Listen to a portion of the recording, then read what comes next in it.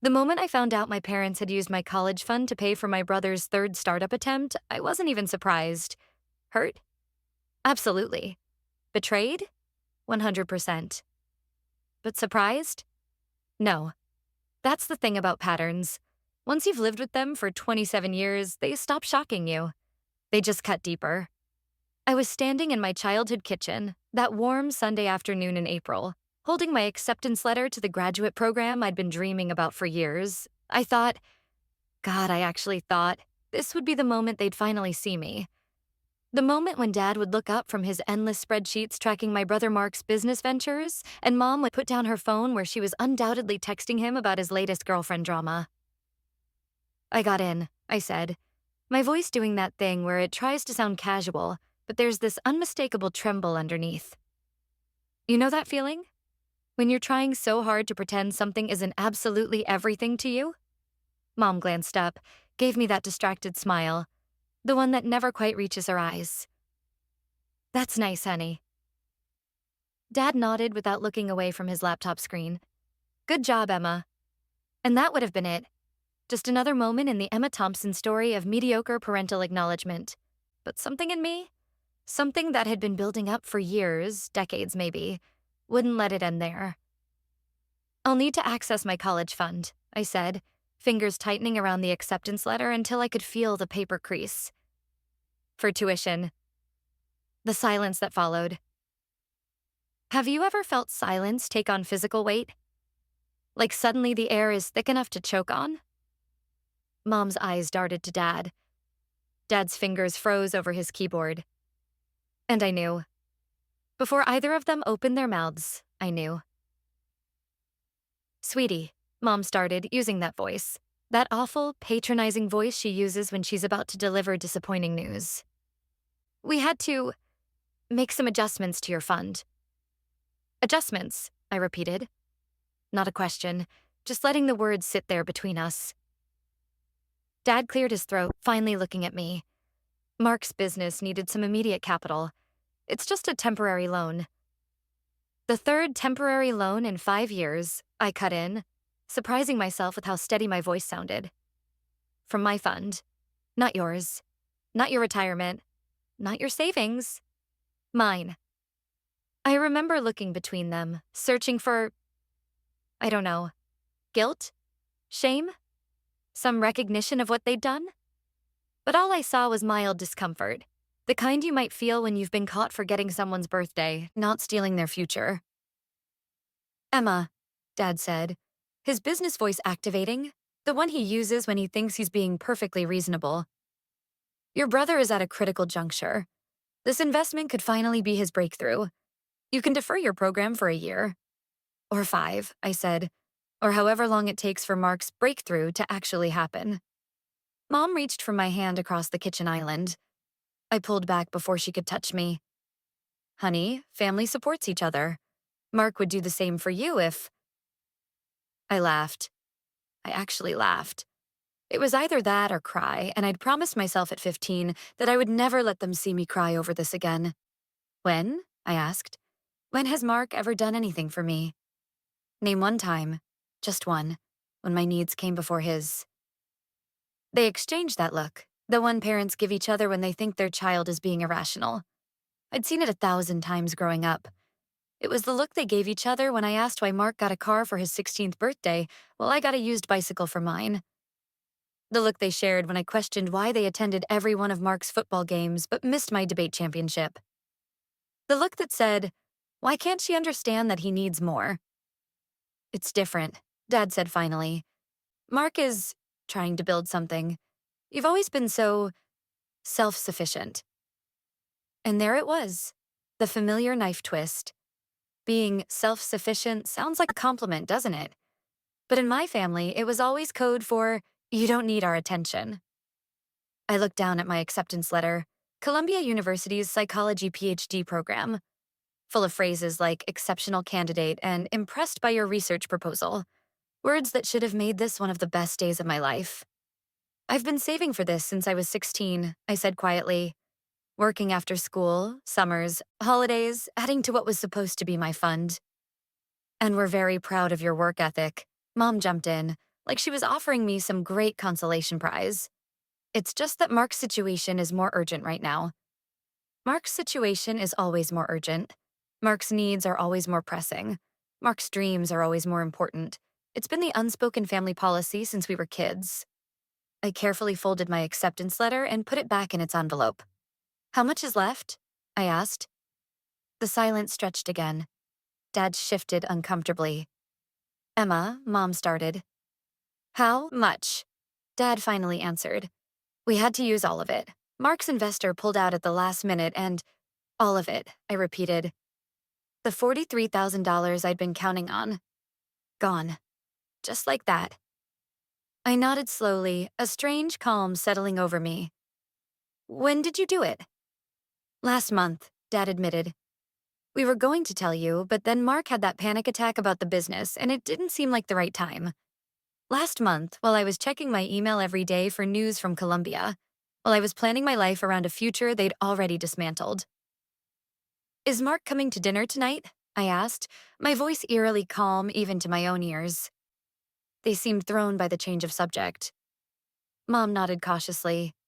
Yes, he's bringing Jessie, the new girlfriend. Good, I said, picking up my purse from the counter. Then he can explain to me himself why his third failed business attempt is more important than my first real chance. I turned to leave, but Dad's voice stopped me. Emma, don't make this into a competition between you two. I froze, my back to them, hand on the doorknob. 27 years of swallowed words, of being the good daughter, of understanding, of stepping aside, of making myself smaller so that Mark could be bigger. All of it surged up like a wave. I turned back. A competition? My voice was so quiet they both leaned forward to hear me. Dad, it was never a competition. A competition implies we both had a chance of winning. The look on his face. I'll never forget it. Like I'd slapped him. Like I'd finally said the thing we'd all spent my entire life pretending wasn't true. Mom started to cry. Typical. Her tears always showed up right on cue whenever the family script was threatened. That's not fair, Dad said, his face flushing. We've always treated you both equally. And something in me just broke, or maybe it finally mended. I'm still not sure which. Dad, I said, with a calm I didn't know I possessed. You haven't treated us equally a single day of my life, and we all know it. The difference is that today I'm done pretending otherwise. I walked out, closed the door behind me with a soft click. No drama, no slamming, just finality. I sat in my car for a long time, staring at my parents' house.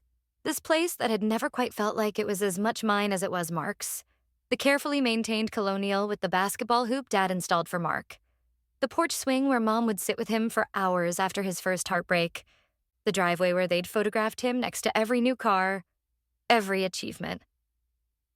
My phone buzzed with a text from Mom. Please come back inside. We can figure this out as a family.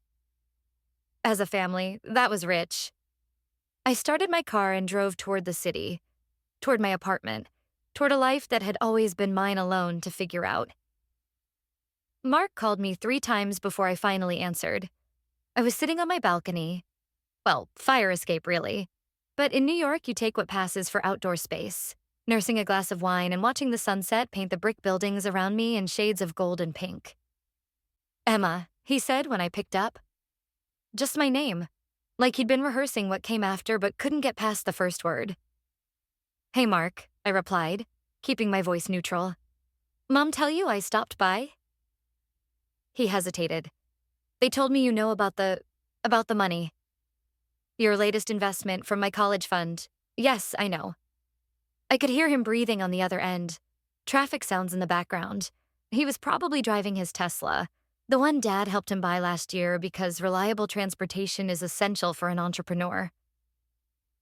I didn't know it was from your fund, he said finally. They told me they were using some of their savings.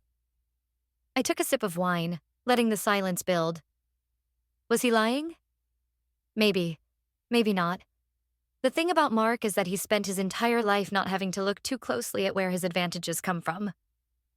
Would it have mattered if you'd known? I asked. Another pause. Of course it would have. Really? Because this is the third time, Mark. The third time they've pulled from my future to fund yours. What are you talking about? His voice had that edge now, the defensive tone I knew so well. The other times were from their retirement. No, I cut him off. They weren't. The first time was when you dropped out of college to start your app company. They cashed in the bonds Grandma set up for my wedding or down payment. The second time was when your fitness platform collapsed. They took from my emergency fund. I only found out because I saw the transfer paperwork Mom forgot to put away. The silence on his end stretched so long I wondered if he'd hung up. I didn't know, he finally said, his voice smaller. That's the thing, Mark. You never had to know. You never had to think about where the money came from. You just held out your hand and they filled it. That's not fair. I've worked my ass off. So have I. The words burst out of me, louder than I intended. My neighbor's light flicked on, and I lowered my voice. I've worked my ass off too. The difference is I never had a safety net. Every failure was mine to own. Every success had to be twice as big to be noticed. This isn't my fault, he said, that familiar defensiveness creeping in. I didn't ask them to play favorites. I laughed, but there was no humor in it. You didn't have to ask, Mark. They've been doing it since we were kids. Remember my 10th birthday? When they canceled my party because you had a football game the same day? That was one time. It was every time. Every single time there was a choice between what you needed and what I needed, they chose you. And you let them. You knew what was happening and you let it happen. I could hear him shifting, probably pulling over. Mark always did have these intense conversations while driving. Said it helped him think when he didn't have to make eye contact. You think I don't know they favor me? His voice had dropped, suddenly raw. You think I don't see it? Emma, it's fucked up. It's always been fucked up. But what was I supposed to do? Tell them to stop supporting me? Yes, I nearly shouted. Or at least acknowledge it. At least once. Just once. You could have said, hey, what about Emma? But you didn't. You took and took and took, and you never looked back to see what it was costing me. I heard him exhale slowly. You're right. Those two words, simple, unexpected, punctured something in me. The anger that had been keeping me upright suddenly deflated, leaving me hollow. I'm coming over, he said. We need to talk about this face to face. No, I said quickly, not tonight. I can't do this tonight. Emma. I got into Columbia, I interrupted. PhD in psychology. That's why I went over today. To tell them. To talk about the money they promised would be there, and here's Sarah. Shit, he whispered. Emma, Congratulations, that's amazing. Thanks, I said flatly. Too bad it doesn't come with a scholarship. I'll talk to them, he said, determination suddenly firming his voice. I'll tell them they need to make this right. I laughed again, that same hollow sound. With what money, Mark? You think they have another $43,000 just lying around after funding your startups? After putting you through college? After the down payment on your condo? I'll figure something out, he insisted. This is my mess. I'll fix it. It's not just your mess, it's theirs too. It's a family pattern, and I'm done with it. I drained the last of my wine. I've applied for loans. I'll make it work. I always do. Let me help, he said. No, I cut him off firmly. I don't want your help, Mark. That's the whole point. For once in my life, I want what's mine without it being filtered through you first. I ended the call before he could respond. Before I could hear whatever promises he wanted to make that we both knew he couldn't keep. The night air felt heavier somehow. 27 years of being the less important child. 27 years of understanding that my role in the family was to need less, want less, be less trouble. 27 years of watching my brother receive everything I'd ever wanted without him ever having to ask. And the worst part? Mark wasn't even a bad person. He was just entitled. Raised to believe that the world, starting with our parents, would always cushion his falls. That his dreams deserved funding, his pain deserved attention, his needs deserved priority. I wondered, not for the first time, who he might have been if our parents had treated us equally. If he'd had to earn things the way I did. If he'd faced consequences for his failures instead of immediate bailouts. I wondered who I might have been too. The family dinner was exactly as awful as I'd expected. Mark showed up with his new girlfriend, Jessie, a yoga instructor with perfect teeth and that special kind of California blonde hair that looks effortlessly sun-kissed. Mom hovered around them both like they were visiting royalty. I arrived purposely late, having changed into my best dress, not for them, but for me. A small armor of fabric and confidence. Emma. Mom rushed to hug me as I came through the door. I returned the embrace stiffly. We were getting worried.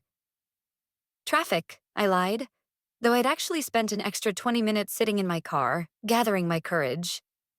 Mark stood up from the couch when I entered the living room. The look on his face, a mix of guilt and determination, told me he'd had further conversations with our parents after our call. Hey, Em, he said quietly.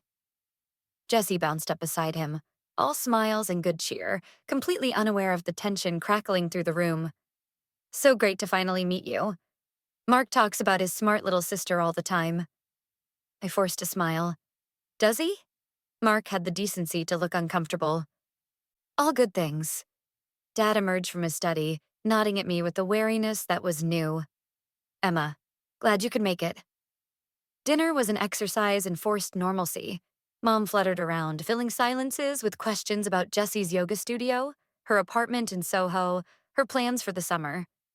Dad asked Mark about his business, using phrases like temporary setback and market adjustment to describe what anyone else would call a complete failure.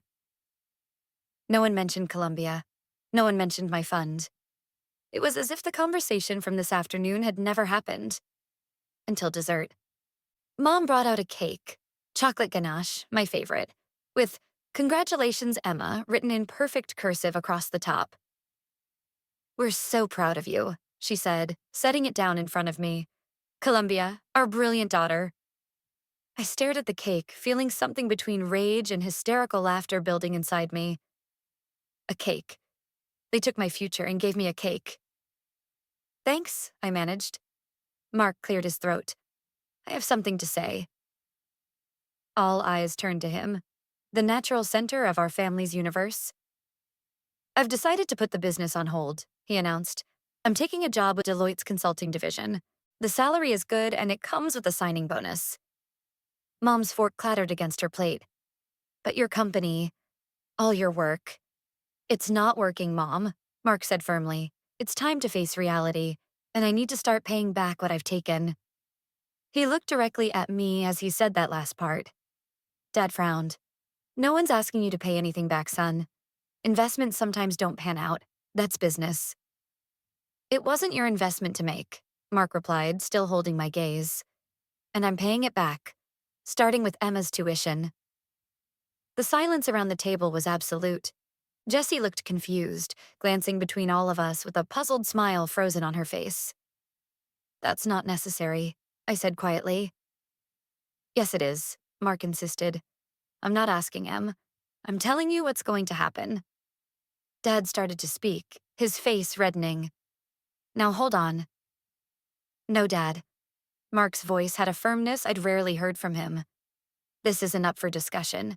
You took Emma's money, money she was counting on, money she deserved, and gave it to me without asking her permission. That stops now. Mom dabbed at her eyes with her napkin. We were just trying to help you, Mark. We've always wanted the best for both of you. I couldn't hold back anymore. No, Mom. You've always wanted the best for Mark. I was just expected to understand. That's not true, Dad protested.